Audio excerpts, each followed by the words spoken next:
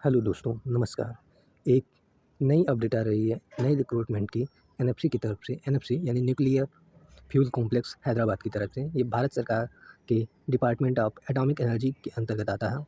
और जैसे एनपीसीआईएल है, बीएआरसी है, उसी तरह एनएफसी है। एनएफसी में मुख्यतः एनपीसीआईएल में यूज होने वाले जो न्यूक्लियर फ्यूल होते हैं वो बनाए जाते हैं, ये एनएफसी में ही बनते हैं। तो उसमें हैदराबाद की तरफ से रिक्रूटमेंट आई है। ये रिक्रूटमेंट अप्रेंटिस कैंडिडेट के लिए है। वो कैंडिडेट जो आई टी 10+ ITI किए हैं उनके लिए है। हाँ, लगभग सभी ट्रेड के लिए है।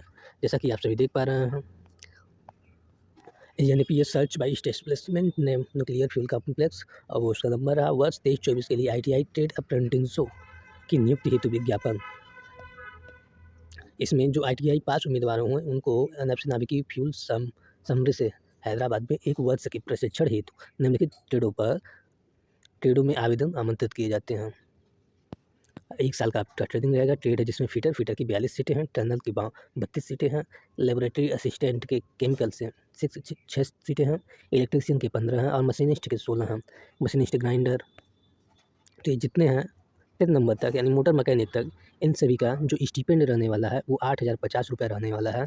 हो सकता है इसमें 1,500 रुपये और बढ़ा सकते हैं। ये कोई कंफर्म नहीं है, लेकिन 8,050 रुपये इनका स्टिपेंड वो लिखा है, मतलब इन्होंने पूरा लिखा है। 1,500 रुपये तक बढ़ा सकते हैं तो बढ़ा सकते हैं, क्योंकि जो ITI वाले बच्चों को अप्रेंटिसशिप मिलती है वो करीब 9,500 तक जाती है, उससे ज़्यादा नहीं जाती है। ये बढ़ा भी सकते हैं, नहीं भी बढ़ा सकते हैं। इसमें लिखे हैं तो हो सकता है इतना ही दें, 8,050 रुपये। लेकिन मैंने अभी इंडियन ऑयल से किया था तो उसमें करीब 9,500 रुपये थे। ITI वालों के डिप्लोमा के 10,500 रुपये थे।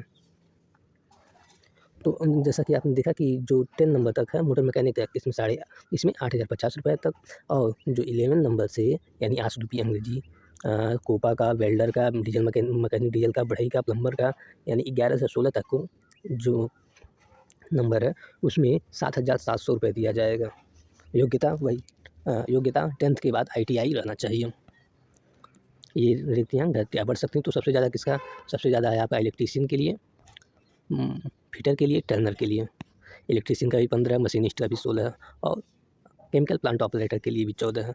उसके बाद कोपा का 16 है, वेल्डर का भी 16 है। तो इसमें इन्हीं का जो वैकेंसी है अच्छी रहने वाली है।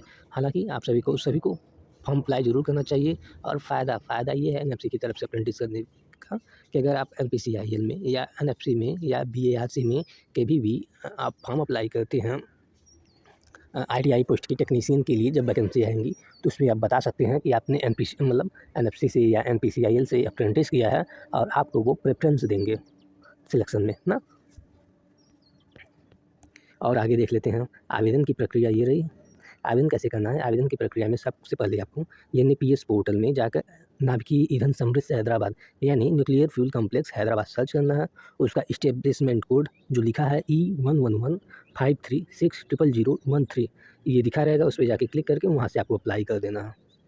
तो सबसे पहले आपको NAPS पे अपना स्वयं का रजिस्ट्रेशन करना है, अपने सारा डिटेल वहाँ पे फिल करना होगा। उसके बाद आप सर्च करेंगे, आ जाएगा। इसके लिए कोई भी पैसा या कोई भी चार्ज आपको नहीं लगता है। दूसरा है, after applying the above mention portal the candidate are selected purely on merit basis. और उसके बाद अप्लाई करने के बाद जो कैंडिडेट सेलेक्ट हो जाएंगे वो प्योरली मेरिट के बेसिस पर होंगे, यानी ITI में आप जो नंबर पाए हैं उस मेरिट के आधार पर होंगे, और उन्हें ईमेल पर सूचित कर दिया जाएगा। आवेदन की अंतिम तिथि 30 सितंबर 2023 तक है। अंतिम तिथि के पश्चात प्राप्त अथवा अपूर्ण आवेदनों पर विचार नहीं किया जाएगा। यानी अगर आप 30 तारीख के बाद से यानी 30 सितंबर के बाद से अगर अप्लाई करते हैं तो आपको वो कंसिडर नहीं किया जाएगा अप्लाई करने के लिए। सिलेक्शन प्रोसीड्यूर क्या है इसमें? देखिए, जो एनएफसी की कमेटी है वो आपको शॉर्टलिस्ट करेगी मेरिट के आधार पे। इसमें जो इलेक्ट्रीशियन और वेल्डर के कैंडिडेट हैं उनको छोड़कर सभी लोगों का मेरिट के आधार पर सिलेक्शन होगा। जैसे टर्नर है, मैकेनिस्ट, डीजल मैकेनिक है, इन सभी का मेरिट के आधार पर होगा। लेकिन जो इलेक्ट्रीशियन है और वेल्डर हैं उनका इंटरव्यू होगा। इंटरव्यू के लिए हो सकता है वो ऑनलाइन इंटरव्यू कंडक्ट करा लें। जैसा कि उन्होंने लिखा है, तीसरे नंबर में इलेक्ट्रीशियन और वेल्डर ट्रेड के उम्मीदवारों का चयन साक्षात्कार के आधार पर होगा, और बाकी सभी का उनके ITI में जो नंबर लाए हैं उसके मेरिट के आधार पर होगा। और date of commencement of training, training कब स्टार्ट होगी, तो वो ट्रेनिंग स्टार्ट कब होगी ये आपको सिलेक्टेड कैंडिडेट को मेल के माध्यम से बता दिया जाएगा। और इसके जनरल इंस्ट्रक्शन है और क्या टर्म्स और कंडीशन है वो बता रहे हैं। तो देखिए, अप्रेंटिसशिप का प्रस्ताव मिलने मात्र से, अगर आपको अप्रेंटिस करने का प्रस्ताव ऑफर मिलता है तो इसका ये मतलब नहीं है आपको वहाँ कोई परमानेंट जॉब या एम्प्लॉयमेंट दिया जा रहा है ना। There is no provision for appointment of the apprenticeship training in NFC after the completion of the training and candidate can not claim for the same. और यदि आपकी ट्रेनिंग कंप्लीट हो जाती है, अप्रेंटिसशिप की ट्रेनिंग कंप्लीट हो जाती है, तो आप कोई भी क्लेम नहीं कर सकते हैं कि आपको परमानेंट अपॉइंटमेंट मिले या वहाँ पे परमानेंट कोई रोजगार मिले। आप वो कम क्लेम नहीं कर सकते हैं।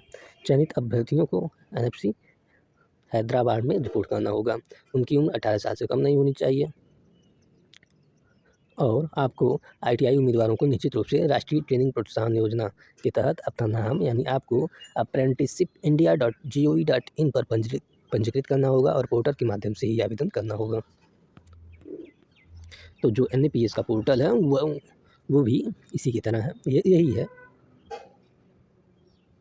तो आपको अपना रजिस्ट्रेशन करना पड़ेगा, अपने सारा डाटा को वहाँ फिल करना पड़ेगा और वहीं से अप्लाई आप कर सकते हैं। तो आपको बस अप्लाई करने के लिए सारा चीज़ फिल कर लेंगे और वहाँ से हो जाएगा। तो वहाँ पे बस जाके आपको NFC nuclear fuel complex Hyderabad search करना आ जाएगा, बस वहाँ अप्लाई करने का ऑप्शन रहेगा, क्लिक कर देंगे।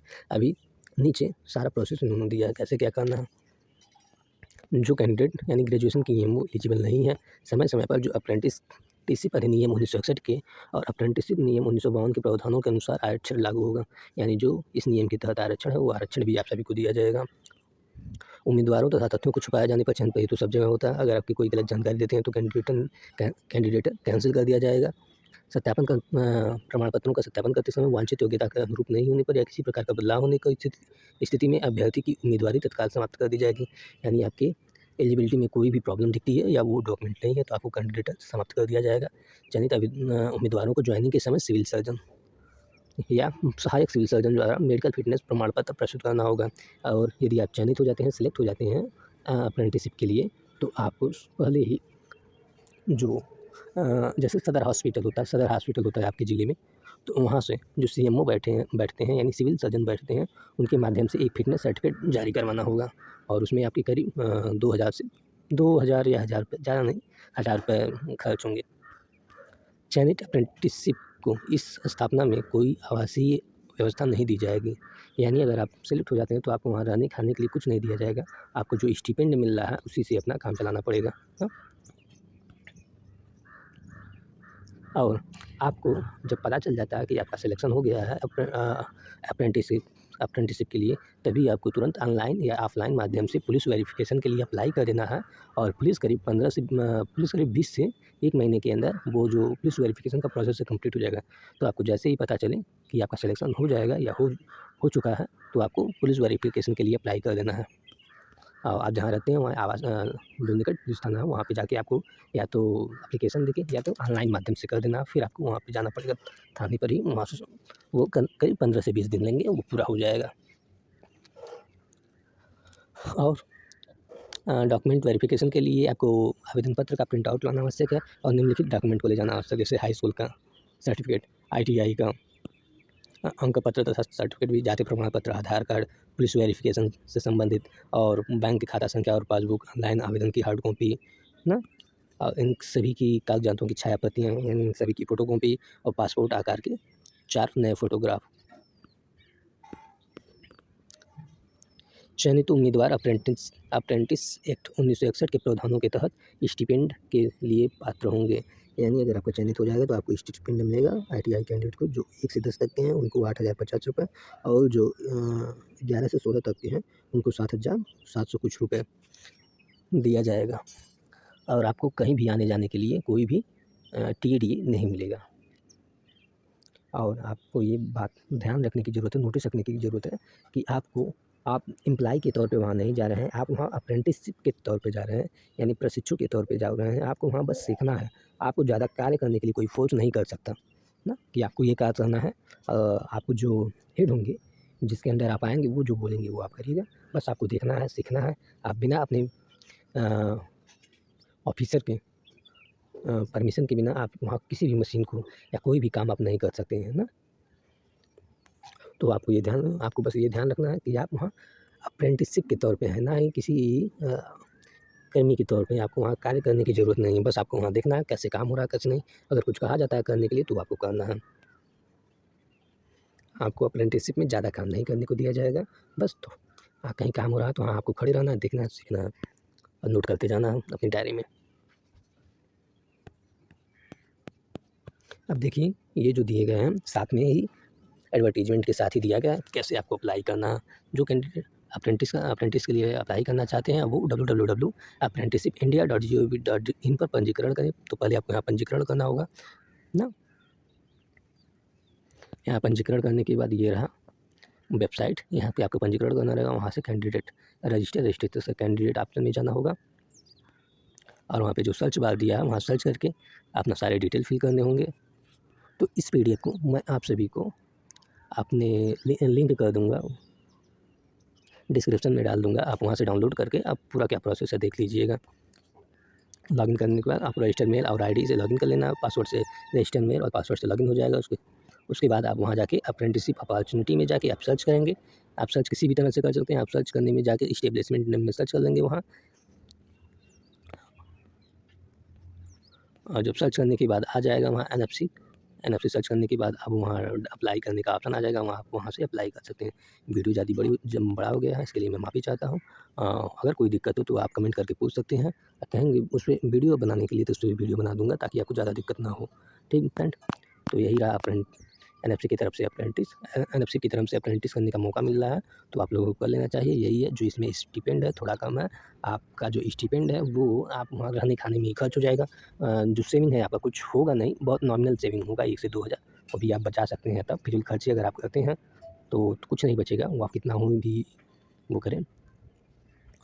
ये आप इसके साथ साथ अपनी तैयारी भी कर सकते हैं अप्रेंटिसशिप की। आपको 7-8 घंटे वहाँ बिताने पड़ेंगे अप्रेंटिसशिप में कंपनी में। उसके बाद हो सकता है वहाँ आपको जो नाश्ता वाश्ता मिलता है तो उसमें आपको छूट रहेगा। जैसे वहाँ कैंटीन होती है, उनकी कैंटीन में आप अगर भोजन करते हैं तो हो सकता है कुछ छूट मिल सकता है या तो वो भी ना मिले, लेकिन जहाँ तक मैं जानता हूँ वहाँ तक छूट मिल सकता है आपको। ठीक फ्रेंड, नमस्कार। कोई अपडेट आएगा तो मैं फिर नई अपडेट दे दूँगा आपको।